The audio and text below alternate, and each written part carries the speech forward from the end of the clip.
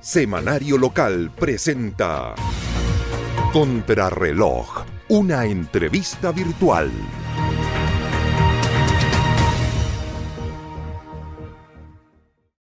Hola, ¿qué tal? Muy buenas tardes. Nos encontramos en el espacio Viller de la ciudad de Osorno con una lluvia copiosa, abundante como es en el sur de Chile, con una temperatura, sin embargo, algo agradable, ni tan frío ni tan templado, lo suficiente como para que nos espere una sartén con picarones o con sopaipillas y algún pebre cuchareado de esos que hacía mi mamá, según decía Tito Fernández. Eso es como alargar innecesariamente, ¿no? Sí. Junto a Bernardo Candia nos encontramos entonces para conversar con ustedes algún tema de actualidad nacional, algún tema de actualidad regional y, por qué no, también local. Esto es Contrarreloj, una entrevista de 30 minutos en la que buscamos hilvanar un tema de conversación que pueda servir de aporte al debate local.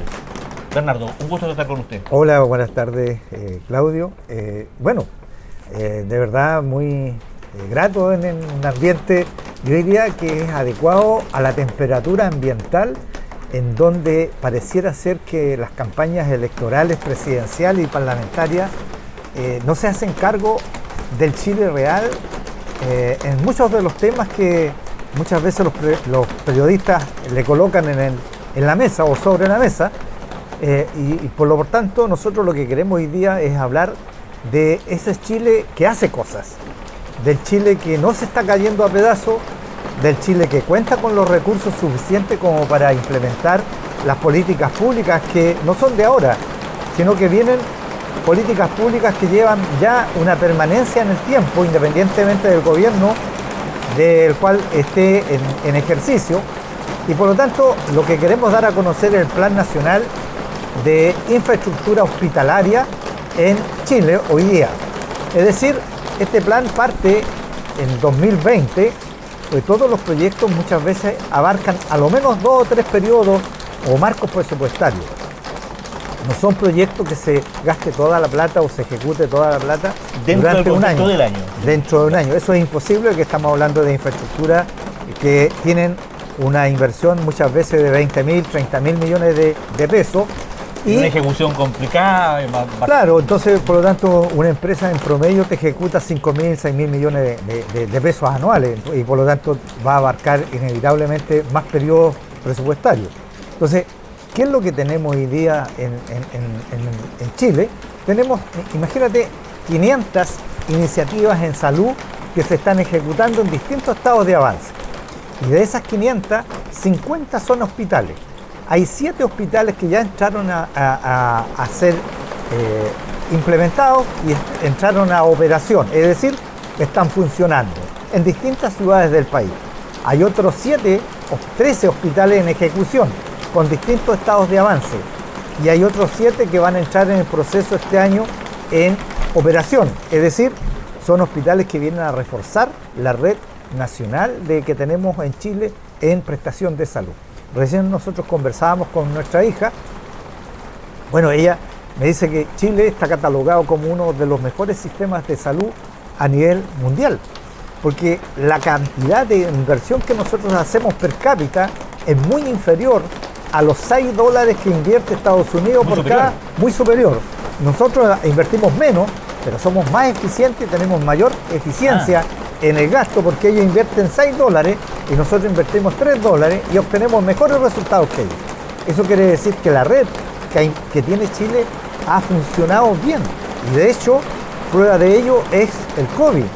Cuando se hizo toda esta campaña comunicacional, primero para la vacunación, segundo la compra de las vacunas, que creo yo que es lo mejor que hizo el gobierno de Piñera en términos de haber anticipado el escenario, pues después todos andaban buscando vacunas y los argentinos no tenían ni siquiera plata para comprar la vacuna. Entonces, eso habla bien de un sistema que está bien engranado, bien funciona a la perfección. Ahí, obviamente, no va a faltar que me diga, es que mire la cantidad de personas que nosotros tenemos en lista de espera. Claro que están, pero fíjense en otros países cómo funciona esto. Por lo menos están en lista de espera. Claro. En el resto de Latinoamérica ni siquiera están considerados. Somos el país que tenemos mayor esperanza de vida. Argentina, que era nuestro competidor y nuestra admiración en el pasado, tiene 75 años de esperanza de vida, nosotros tenemos más de 80. Eso habla de que el sistema ha funcionado bien. Y por lo tanto, cuando te dicen a ti que el país se está cayendo a pedazos, bueno, esto lo desmiente. Porque una cosa es el discurso público, lo que tú observas en la discusión, en la narrativa, que se trata de instalar como que este país se está cayendo a pedazos, consecuencia que eso le hace mucho daño a la imagen país. Imagínate lo que está sucediendo en Perú. 11 presidentes destituidos por el Congreso y 7 en 9 años. Entonces tú dices, algo funciona bien. No tenemos la mejor institucionalidad del mundo, es cierto, pero por Dios, nuestra institucionalidad opera y funciona, y por lo tanto hay que preservarla, hay que fortalecerla y no desprestigiarla, mejorarla, pero no desprestigiarla. Porque una cosa es el discurso público que pretenden construir escenarios. La refundación no funciona. No funciona, y tampoco funciona aquellos que dicen que el país se está cayendo a pedazos, es mentira. Claro. O sea, seamos honestos y transparentes y no seamos hipócritas. O sea, el día de mañana que si asumen el gobierno, van a decir ellos resolvieron el problema de la delincuencia. No, resolvieron el problema de la no fluidez de recursos de parte del país. Tampoco, porque imagínate, otro dato que es importante, que la gente, estas cosas pasan como desapercibidas. Hay un informe recientemente del precio del cobre en el próximo año. 5,13 la libra, $5.13 la libra el próximo año. ¿Cuánto significa en plata para Chile eso? Más de 3.500 millones adicionales, Claudio.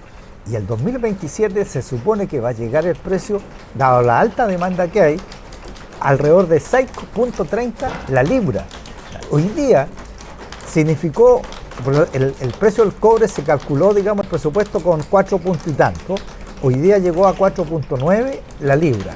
Y eso significó al país 1.300 millones de dólares adicionales en 3 meses. O sea, octubre, noviembre y diciembre. De eso estamos hablando. Perú, que recién nos gusta tanto decir que Perú no está bypassando. Bueno, Perú hoy día tiene un presidente ni siquiera legitimado. Segundo, su crecimiento económico está proyectado en el 2,4%. O sea, ¿qué tan distinto es a nuestro crecimiento económico? No. En cambio, si tú le preguntas a cualquier persona de derecha, sobre todo, te van a decir, no, es que Perú está expandiéndose económicamente. Mentira. O sea, los indicadores macroeconómicos indican que no es más que nosotros. Estamos a la par. ¿A la par? ¿Podríamos estar mejor? Claro que podemos estar mejores, pero para eso hay que desterrar estos discursos catastrofistas y apocalípticos. Si tú persistes en esos discursos, ¿qué es lo que generas? El estado de ánimo pesimista. Y el pesimismo sí que influye en los indicadores económicos. En los indicadores económicos. En la capacidad de tomar decisiones que vayan a apoyar o respaldar la inversión pública, la inversión de empresas, el emprendimiento laboral. Entonces sí, eso es así. Claro. ¿Se puede hacer mejor? Sí, se puede hacer mejor. Todo es perfectible. Como decía, no es catastrófico ni el gobierno actual, ni será catastrófico el gobierno que viene, si los chilenos somos capaces de mantener una discusión y un nivel de conversación claro y honesto frente a la sociedad. Mira, el problema es que es más fácil demonizar a la oposición política, sea de este gobierno o del gobierno que viene, a que decir que podemos avanzar en conjunto y construir un país en conjunto. Claro, lo que pasa es que el odio genera votos. Yo creo que en los últimos 3 gobiernos en Chile se ha ido instalando estos discursos catastrofistas con la única intención de reemplazar al que está en ejercicio. Claro. Es decir, si yo soy oposición hoy día, para poder llegar a ser gobierno, levanto un discurso catastrofista de tal forma de que me permita a mí construir un escenario manipulando la opinión pública. Claro. Entonces, ese tipo de cosas hay que ser más responsables, de tal forma que efectivamente uno construya una propuesta en función de un diagnóstico certero, pero también con proyecciones realistas. O sea, si uno analiza, Claudio, los programas de gobierno, hay mucha coincidencia en general en los programas. Ahora, y esas coincidencias, ¿por qué no se traducen también en un discurso mucho más propositivo? O sea, Chile puede y debe. Hay conciencia de que el diagnóstico es el mismo para todos. Yo creo que en eso hay coincidencia. Claro. Las soluciones son distintas porque tienen distintas perspectivas, pero en general el diagnóstico uno solo, porque a no ser que tú tengas un diagnóstico muy chanta, muy cantinflesco, y vas a establecer obviamente condiciones que no existen. Es decir, cuando a mí me dicen que el país se está cayendo a pedazos, a ver, discúlpenme, pero denme evidencia científica, económica, que me permita a mí construir un discurso de esa naturaleza. Cuando tú tienes indicadores macroeconómicos de un 4,4% de inflación, con un crecimiento proyectado de un 2,8%, probablemente que llegue a un 2,5%, y un desempleo que efectivamente es una tasa alta de un 9%, sobre todo en las mujeres, bueno, ahí tenemos un problema. Y ahí hay que tener una propuesta realista para cómo tú incorporas a la mujer a lo que es el empleo. Pero para eso tú tienes que tener también una propuesta de crecimiento económico, que avancemos de ese 2,5%, ojalá un 4,5%, de tal forma que efectivamente generen más recursos, con un precio del cobre altamente favorable. ¿Por qué el precio del cobre se disparó? Y también se va a disparar el litio. Por dos razones. Grandes minas de otros países no están produciendo la cantidad o el volumen de producción de millones de toneladas que habían proyectado. Y por lo tanto se restan y el mercado está demandando más. O sea, aumentó disminuyó la oferta y aumentó la demanda. Y por lo tanto el precio sube.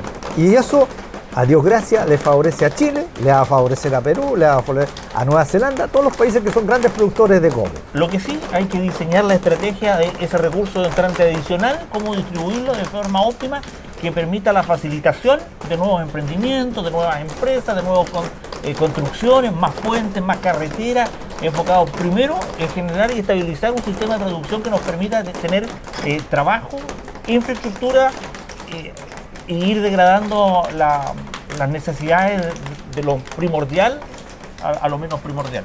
No, claro, o sea, si tú vas a disponer de recursos suficientes como para poder implementar tus programas y políticas que vayan en beneficio de nuestra gente, bien, o sea, de esa forma, si hay más recursos, podrás destinar más recursos a salud, educación, vivienda, y por lo tanto no quitarle recursos, porque hoy día estamos en una estrechez financiera, de un déficit fiscal que hay que ajustarlo, porque tú no puedes gastar más de lo que te ingresa. Claro. Pero si vas a tener holgura con estos niveles de precio del cobre, tendrás que ser responsable, pagar tus deudas y administrar en forma eficiente y eficaz, orientando estos recursos donde más se requieren para poder generar más empleo y generar también mayor infraestructura, que al final de cuentas es un activo de los países. Si la infraestructura va a quedar. O sea, siempre me acuerdo cuando criticaba tanto a la derecha en esa época, es que van a cobrar peaje porque vamos a hacer la doble vía. Claro. Y para ingresar a Osorno había que pagar, y eso era terrible. Bueno, yo les pregunto a esta gente de derecha, ¿qué dicen hoy día? Pero usted se queda en la lógica de la derecha y de la izquierda todavía. ¿Pero qué? Si eso es una realidad. Yo no lo he inventado. No, pero o ellos toman una posición de que yo soy de derecha, yo soy de izquierda, cuando desde el año 89, la caída del muro de Berlín, yo creo que es la lógica de la izquierda y la derecha, y seguir es como esto con los monos porfiados. Porque si yo soy de derecha, mi objetivo dentro del desarrollo del país es crear más empresas, más empresarios, no más empleados. Esto es un indicador más de que para poder ser gobierno tienen que destruir a los que están en el ejercicio.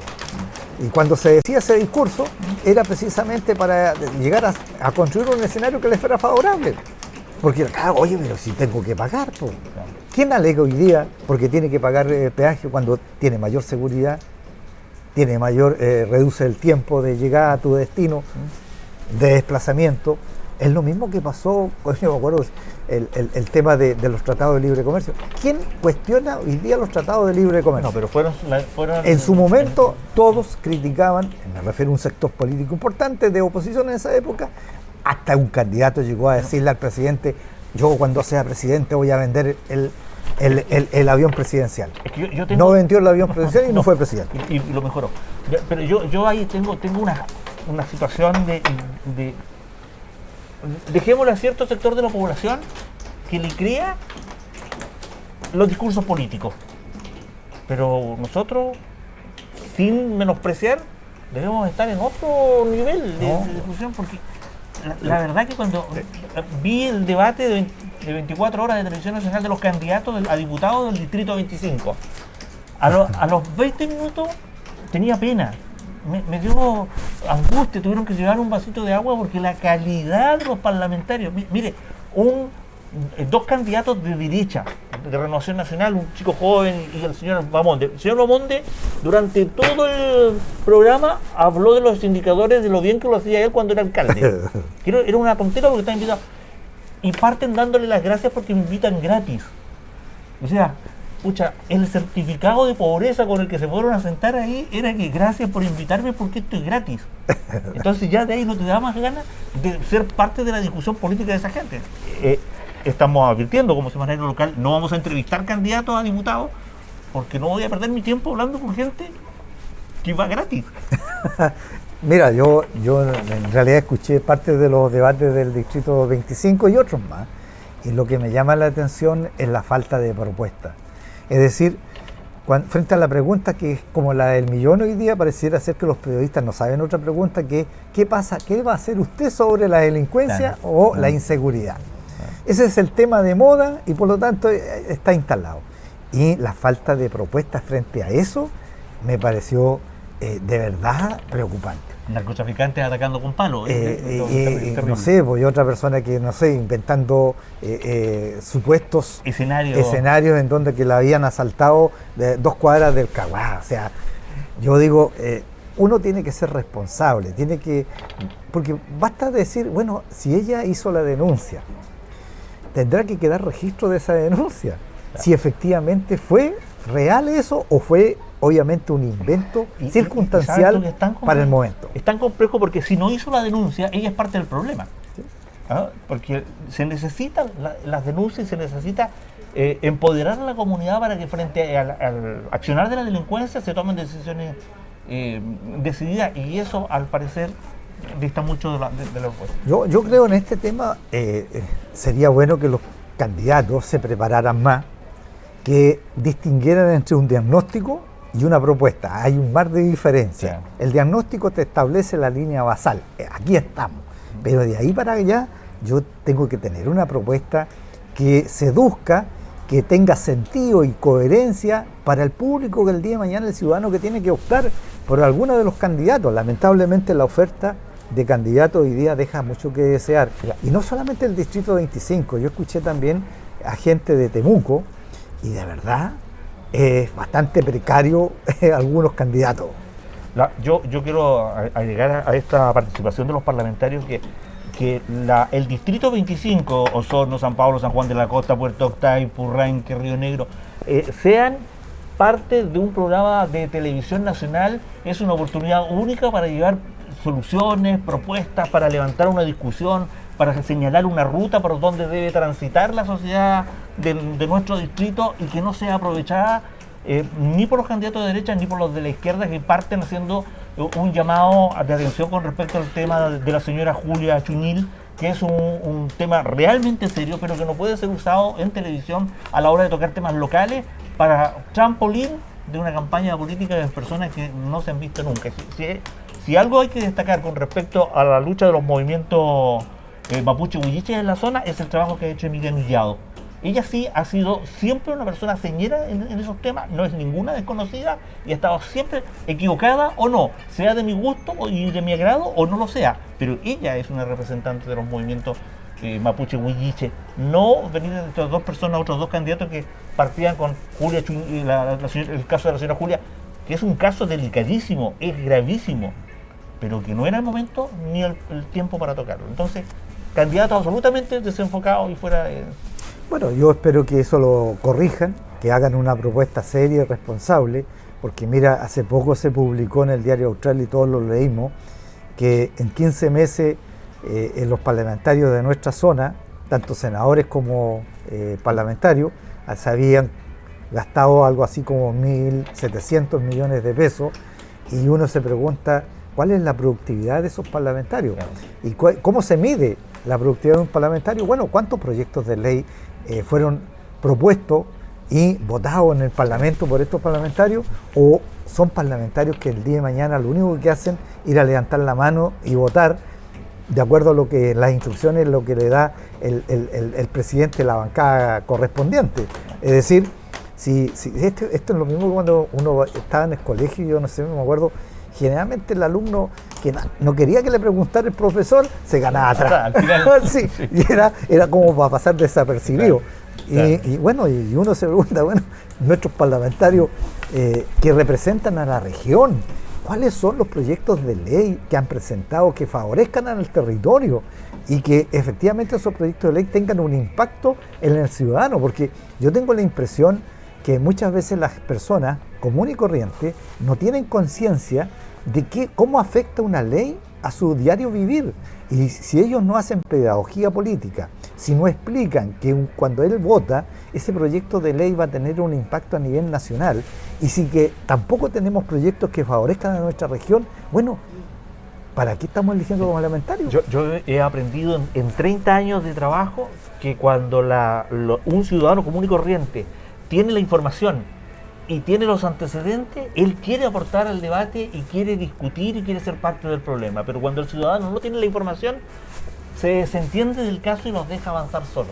Entonces, para hoy día, muchos de los candidatos fácilmente evitan entregar la información de lo que proponen, de lo que piensan, de lo que quieren hacer, se centran en eslogan, porque saben que con eso evitan la confrontación de ideas con otras personas que sí pueden aportar. Mira, yo le voy a hacer propaganda a mi librería, la Multilibro. Fui a comprar un libro el otro día y la persona que me atendió ahí me preguntó, don Bernardo, ¿quiénes son los candidatos que van por el distrito 25?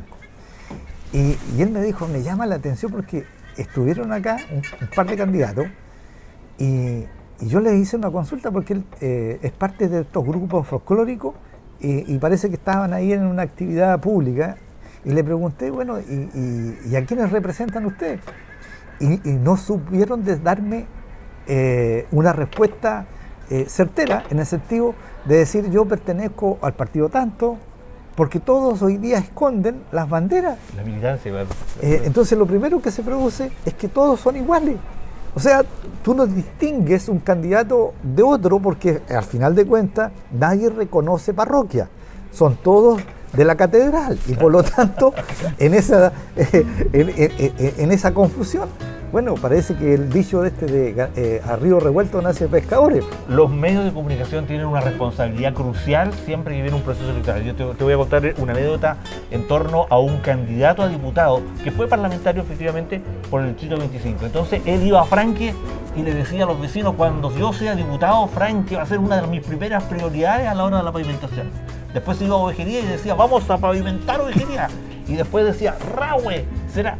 Hasta que apareció la televisión local en Osorno, que se llamaba TVO, los primeros canales, y me toca llevar a ese candidato a una entrevista y preguntarle, ya que lo había ofrecido en 3 sectores, ¿cuál va a ser la primera zona en pavimentar? Y me dice, bueno, quiero presentar un plan mayor, pero ¿sabe qué, diputado? Si a usted no le corresponde pavimentar, no le corresponde, su función es fiscalizar y legislar.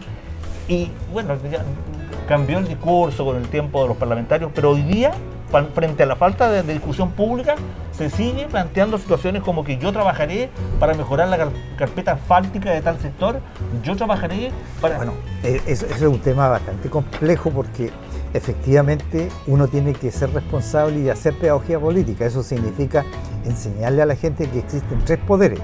Un poder judicial, que obviamente ahí están los jueces, los fiscales, que representan al poder judicial. Otro poder ejecutivo, que es el gobierno en ejercicio, y el poder legislativo. Son 3 poderes del Estado, que es lo clásico de una democracia occidental, y por lo tanto el poder legislativo lo que tiene, y su función y su mandato, es legislar. Y legislar significa construir normas, leyes que permitan y tengan impacto positivo en la población. No le corresponde a un parlamentario pavimentar, como tú dices, porque él no está en el poder ejecutivo. Eso es el ejecutivo, el que ejecuta cosas, el que hace cosas. ¿Y quiénes hacen cosas en el país para que la gente lo entienda? Lo hace el ministro correspondiente del ramo. Por ejemplo, obras públicas. Claro. Él ejecuta. En la región, el gobernador y el director regional de vialidad, porque tienen recursos para ejecutar obras. Y en el nivel local, los municipios. Claro. No, en eso no hay ningún parlamentario. Entonces cuando los parlamentarios dicen, es que yo voy a lograr que se pavimente esto, realidad lo que hacen es un abuso lingüístico porque no tienen ni la competencia ni la función Y finalmente para la cual quedan están en postulados. nada porque ellos no son capaces ni siquiera de articular grupos de trabajo que puedan exigirle a autoridades de otros niveles que actúen a favor de determinadas iniciativas, ¿verdad? Entonces, eso es una responsabilidad de los medios de comunicación que tienen que... Yo creo que es importante ahí el aporte que pueden hacer los medios de comunicación en el sentido de clarificar cuáles son las funciones y las atribuciones y las competencias que deben tener los que integran el Poder Legislativo y cuál es su ámbito de acción y no comprometerse con cosas del Ejecutivo. O sea, todos sabemos que pueden haber relaciones entre un parlamentario porque conoce al gobernador o porque conoce al ministro o de la misma, digamos, coalición política. Pero, por favor, hagamos, yo diría, pedagogía política, expliquémosle a la gente que no es función del parlamentario ser asistente social. No es la persona que le va a resolver el tema habitacional. ¿En dónde puede influir el parlamentario? Cuando aprueba el marco presupuestario de la nación. Es decir, por favor, yo quiero que se le destinen más recursos a vivienda en la 10ª región de los lagos. Y por favor, el electorado, la gente que va a votar, la que tiene contacto con los candidatos, un candidato que le paga la boleta de la luz, eso es un delito, es cohecho. Es clientelismo político. El candidato que le paga los remedios, el candidato que le lleva la bolsita de abarrote, en las elecciones del 70 se les entregaba el zapato izquierdo y después se les entregaba el zapato derecho eso es clientelismo político y eso es un abuso y eso es un delito. La persona que va donde el candidato a pedirle 2 fonolas son parte del mismo proceso. Otra cosa es que me molesta un poco. Hay algunos candidatos que dicen, conmigo viene el progreso, yo traigo la solución, y uno ve a las personas que han contratado a repartir volantes, ni zapatos tienen. Entonces, si ellos no son capaces de tener a sus colaboradores más cercanos en buenas condiciones, no vengan a hacer propuestas de desarrollo para el resto de la población. Me desahogué, quería decirlo que me Parece que estoy medio cabreado con los candidatos de chat. Sigamos, entonces. Bueno, ¿tenemos en infraestructura de salud? En infraestructura de salud y por lo tanto, mira, yo creo que es bueno que la gente empiece a analizar las cosas con una mirada mucho más crítica. Porque es un tiempo en donde uno tiene que tener esa capacidad de ser crítico con las propuestas de los candidatos. Hay cosas que no son viables, pero que se proponen porque son atractivas para mucha gente que piensa que esto funciona. Y juega con la emoción. Efectivamente. Entonces, hoy día Chile no tiene cómo reducir gastos en los programas sociales. El margen que tienen cualquier gobierno, para poder reducir gastos es bastante poco. Y por lo tanto tienes que ser muy eficiente y eliminar aquellos programas que no han funcionado bien. Eso lo puedes hacer. Pero tampoco vas a ahorrar los 6.000 millones que algunos dicen. Eso es absolutamente inviable. Porque 6.000 millones de dólares, por Dios que son hartos recursos. Y por lo tanto, eso significa bastante, digamos, tendrías que dejar de hacer muchas cosas. En salud, en vivienda, en obras públicas. Entonces la pregunta del millón, ¿qué vamos a recortar? ¿En dónde vamos a pasar tijera? Entonces, pero eso es parte de la discusión nacional con respecto a los dichos de José Antonio Kast, que ha sí, planteado pero que no ha clarificado de dónde va a ser. ¿De cómo? Porque no lo puede hacer. Porque si él le explica cómo lo va a hacer, bueno, hay gente que está analizando su propuesta y sabe que cualquier persona que administre algunos fondos en este país, se va a dar cuenta que eso no es factible. Y también con los flujos de caja. Tú sabes que, por ejemplo, a todos los ministerios y a los municipios, como también a los gobiernos regionales, se les avisa en enero cuál va a ser su marco presupuestario. Y ese marco presupuestario se distribuye mensualmente. Entonces a ti te entregan, por decirte, 100 millones un mes, 200 millones otro mes, depende de cómo esté la caja y el flujo, y por lo tanto tienes que ajustarte a esos marcos presupuestarios mensuales. Si te pasas de eso, bueno, vas a ir acumulando deuda, y por lo tanto tienes que saber administrar los recursos de forma eficiente y eficaz, de tal forma que efectivamente tú digas, a fin de año yo voy a llegar con deuda cero, o por lo menos el margen que va a pasar para el próximo año va a ser marginal. Porque se da el caso que, por ejemplo, una obra, en el caso del gobierno regional, solamente para ejemplificarlo, La construcción del Cefam de Bahía Mansa cuesta 5.500 millones de pesos. La capacidad que tiene esa empresa de ejecutar dentro de un año, financieramente, son alrededor de 1.000 millones.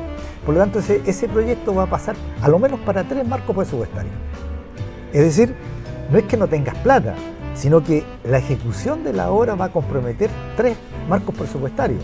Y por lo tanto, cuando a uno le dicen, es que no tenemos plata, la verdad, no tiene plata hoy, pero mañana va a tener la plata. Y en los proyectos, eso se llama arrastre.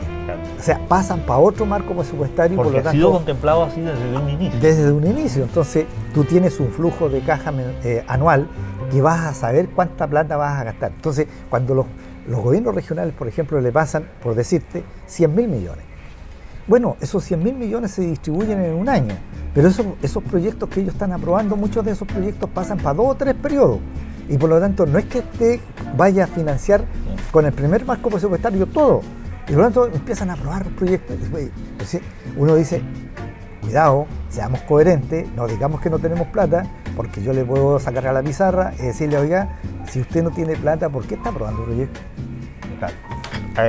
Bueno, así como se da el tema de los parlamentarios, de la falta de preparación de los candidatos a parlamentarios, de los dichos de algunos presidenciables que se pasan un par de pueblos con respecto a sus análisis o a las contabilidades estatales, y en vez de ponerse colorado una vez diciendo, pucha, me equivoqué, si no mantienen el tema tratando de desviar la atención, en los consejeros regionales, los cores, se da mucho esta situación también. Claro, Hoy día está la tendencia de los cores de sacarse las fotos tipo de equipo de fútbol frente a situaciones que ya vienen de arrastre, que vienen con aprobación y como grandes logros. Cuando dicen, vamos a aprobar un carro de bomba para la comuna de San Pablo, ¿y qué otra alternativa le quedaba? ¿No aprobarlo? ¿Dejarse sin bomberos? Entonces, mira, no es un gran logro. Yo rescato algo del país. Desde que nosotros nos independizamos, vale decir, en 1810, de la primera junta de gobierno, y con el gobierno de O'Higgins, que es el que le da mayor, yo diría, estructura, con las primeras. O'Higgins tuvo 4 o 6 años en el gobierno, antes de que renunciara a Agricara, y por lo tanto hubo una construcción incipiente, y después viene un periodo que va desde el 2024 al 2030, donde Portales asume un rol fundamental. Bueno, pero este país fue el primer país que tuvo una cierta institucionalidad estatal que le permitió construir una ciudad-estado. Claro. Y por lo tanto, la primera constitución nuestra del 33 duró 38 años, antes de ser modificada con la reguerra de 1891, que es el conflicto bélico que tuvimos entre los que creían en el Parlamento y el presidencialismo. Pero, ojo, Chile siempre ha sido un país conservador y un país muy sensato en la toma de decisiones. Estable. Y tenemos que mantener esa estabilidad. Se nos pasó la hora, se nos quedaron varios temas, que era la Corina Machado, premio Nobel, sí, que hizo un tremendo espaldarazo a una lucha que ha dado valientemente una mujer en torno a este presidente electo, compañero Maduro. Se nos quedó la Dirección General de Aeronáutica, entregó el informe técnico que da cuenta de una falla técnica en el helicóptero en el que capotó y falleció el expresidente Sebastián Piñera. Eso se dio a conocer en el día. Se nos queda la elección en la Municipalidad de Osorno del encargado de control, que fue como una polémica artificial, no sé si tan artificial, no sé si, pero los concejales no están a la altura de grandes temas, y se nos quedan otros temas más también que hubiese sido importante tocar, pero que iremos analizando de a poco. Bernardo, le doy las gracias. Muchas gracias a ti, Claudio, por estar con nosotros. ¿Usted cree que algún candidato quiera sentarse con nosotros a conversar? No sé. Bueno, le damos las gracias a ustedes también por acompañarnos y ser parte de esta apuesta de Semanario Local Contrarreloj, en la que también iremos integrando a otras personas que vayan siendo parte del debate o de la conversación o de otros temas. Saludar a los adultos mayores que la semana pasada tuvieron una actividad en el gimnasio María Gallardo, una maravillosa actividad de recreación que hace ver, estando ahí en terreno, que cuando se dice no más operadores políticos contratados por los gobiernos, pero sí más monitores para los adultos mayores, porque realmente la sonrisa de un adulto mayor es impagable. Gracias por su atención, hasta la próxima vez. Muchas gracias.